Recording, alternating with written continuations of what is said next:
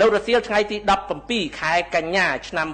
2025នេះចាប់ពីវេលាម៉ោង3:44នាទី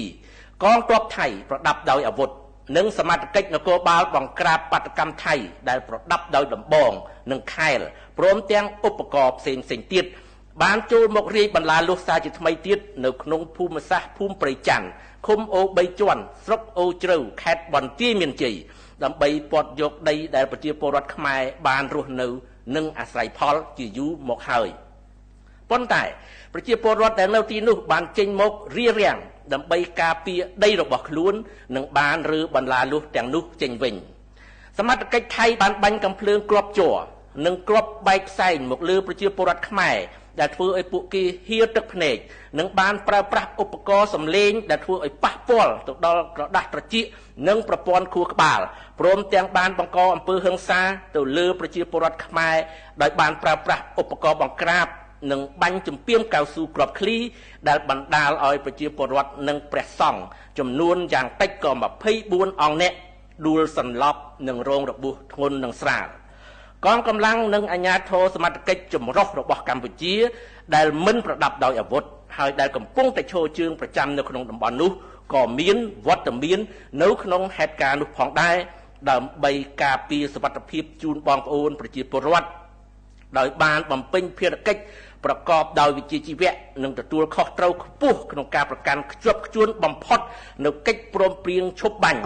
ព្រមទាំងគោរពគោលការណ៍ដែលបានឯកភាពគ្នាក្នុងការដោះស្រាយបញ្ហាដោយសន្តិវិធីនិងត្រឹមត្រូវស្របតាមច្បាប់អន្តរជាតិសមត្ថកិច្ចនិងអាជ្ញាធរខេត្តបន្ទាយមានជ័យបានជួយសង្គ្រោះបងប្អូនប្រជាពលរដ្ឋនិងព្រះសង្ឃដែលបានរងរបួសនិងបានបញ្ជូនរថយន្តសង្គ្រោះបន្ទាន់ដើម្បីដឹកអ្នករងរបួសធ្ងន់ទៅកាន់មន្ទីរពេទ្យអ្នកនាំពាក្យរាជរដ្ឋាភិបាលកម្ពុជាសូមកោតទោសចំពោះអំពើហិង្សារបស់សមត្ថកិច្ចថៃមកលើប្រជាពលរដ្ឋនិងព្រះសង្ឃខ្មែរព្រមទាំងអំពាវនាវឲ្យអាជ្ញាធរថៃបញ្ឈប់ទង្វើរំលោភបំពាននិងអំពើហិង្សាទាំងអស់នេះជាបន្ទាន់និងទាមទារឲ្យភាគីថៃគោរពកិច្ចព្រមព្រៀងឈប់បាញ់គោរពស្មារតីនៃកិច្ចប្រជុំ GBC និង RBC អនុសារណៈនៃការយោគយល់ត្រង់ចំណុច2មាត្រា4នៃ MOU ឆ្នាំ2000និងគោលការណ៍សិទ្ធិមនុស្សនិងច្បាប់អន្តរជាតិជាធរមានអ្នកនាំពាក្យរាជរដ្ឋាភិបាលកម្ពុជាសូមបញ្ជាក់សារជាថ្មីម្ដងទៀតថា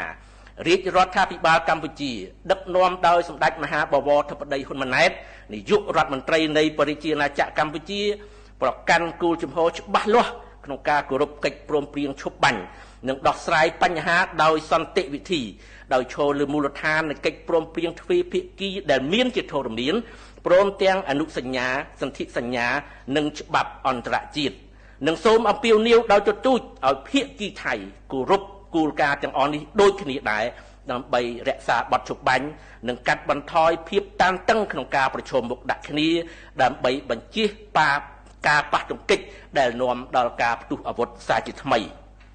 ក្រុមការងារអ្នកនាំពាក្យនឹងបន្តជូនដំណឹងដល់បងប្អូនប្រជាពលរដ្ឋទាំងក្នុងនិងក្រៅប្រទេសក៏ដូចជាសហគមន៍អន្តរជាតិជ្រាបអំពីការវិវត្តនៃស្ថានភាពជាបន្តបន្ទាប់អាស្រ័យហេតុនេះសូមសាធារណជនមេត្តាជ្រាបជាព័ត៌មាន